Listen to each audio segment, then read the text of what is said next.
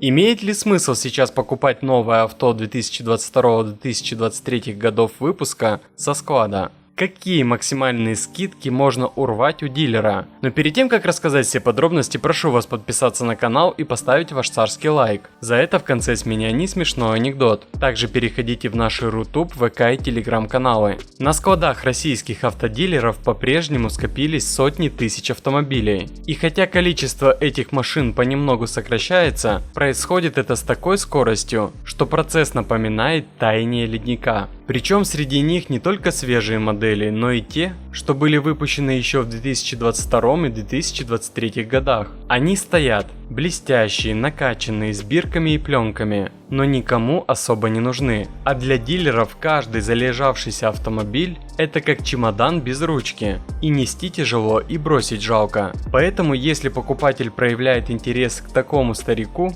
ему готовы скинуть цену. Правда, чтобы получить действительно приличный дисконт, придется настойчиво торговаться. Но и тут не все так просто. Ведь возникает логичный вопрос: стоит ли вообще покупать машину, которая уже 2 года провела в неподвижности, пусть даже в сухом и теплом помещении? И в каком она состоянии на самом деле? Эти нюансы нам помог прояснить президент Союза автомобильных дилеров России Вячеслав Жигалов. По его словам, с технической точки зрения, отличий между машинами 2022 и, скажем, этого года зачастую нет. Конструктивно они идентичны. Однако может всплыть интересная деталь. Чтобы отчитаться о выполнении плана, дилер еще год-два назад мог провести автомобиль через систему, формально зафиксировав его как проданный. С этого момента и начался отчет заводской гарантии. Хотя сам автомобиль все это время стоял на складе. И вот вы покупаете новую машину, а гарантия у нее осталась на несколько месяцев.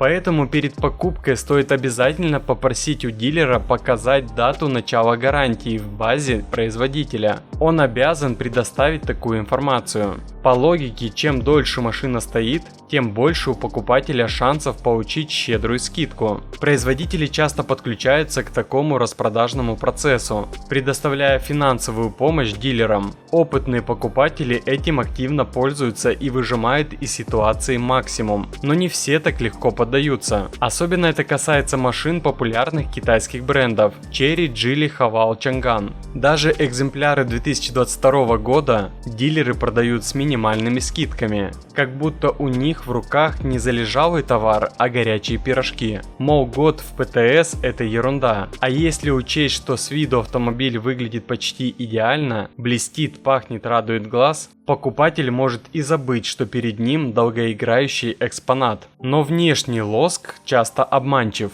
Под капотом такой машины может таиться неожиданные сюрпризы. Аккумулятор, скорее всего, уже поменен на самый дешевый, оригинальный давно помер. Шины с микротрещинами, а их возраст вызывает не вопросы, а нервный смех. И это хороший повод для дополнительного торга. Масло и жидкости тоже застаиваются и теряют свойства, а резиновые элементы пересыхают, трескаются. Уплотнители и патрубки могут оказаться в плачевном состоянии. Кондиционер не работает, а электронные системы чудят. Все, что питается электричеством, может быть сюрпризом. И если гарантия прошла с прошлого года, то каждый сбой уже ваша проблема. Вот почему важно не только проверить дату начала гарантии, но и делать полноценную техническую диагностику с подъемником, сканером и экспертом. Машина может выглядеть конфеткой, но под ней ржавчина, потеки, отслоения, трещины и следы времени.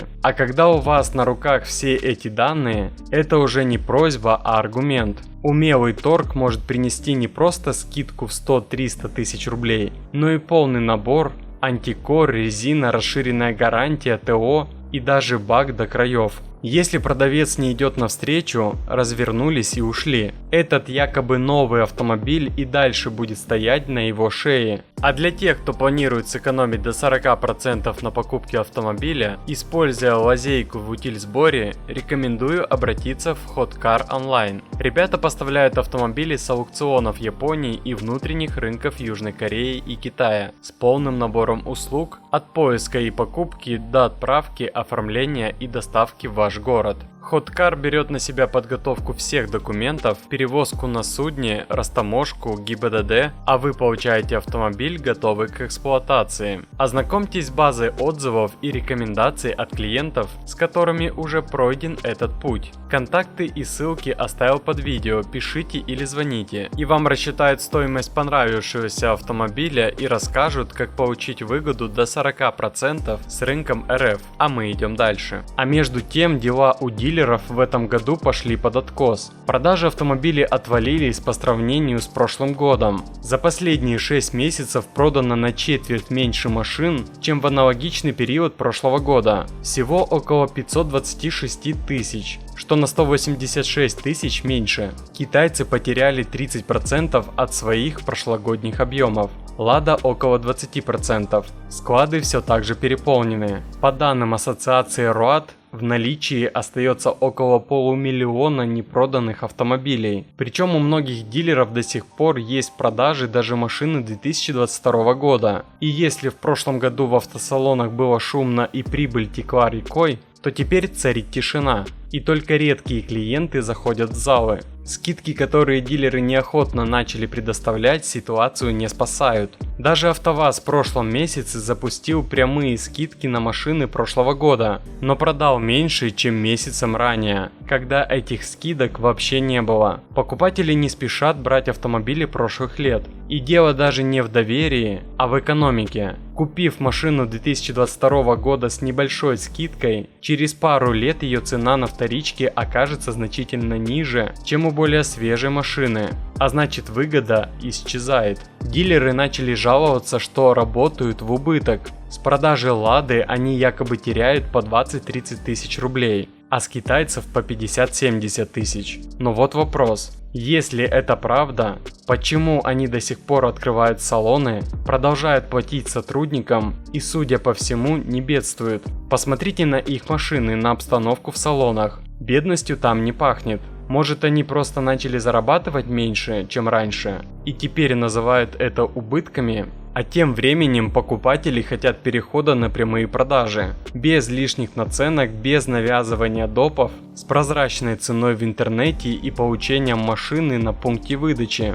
Но РОАД, защищая свои интересы, обратилась в ФАС с просьбой запретить такие схемы. Им, видимо, удобно продолжать навязывать коврики и сигнализации за 100 тысяч. А когда Минпромторг не торопится слушать их жалобы, они возмущаются, будто государство обязано спасать их бизнес. На деле все очевидно. Если бы дилеры действительно теряли десятки тысяч с каждой продажи, их бы уже давно не было. А раз они есть, работают, открываются, значит заработок есть. Просто теперь не миллионы, а всего сотни тысяч. Покупатель же остается заложником этой системы. С одной стороны дилерские манипуляции, с другой отсутствие выбора. Но все чаще люди голосуют рублем, не покупают. И может быть именно это наконец заставит рынок измениться. В идеале дилеры должны стать лишь пунктом выдачи и сервиса, а все остальное переходить в онлайн.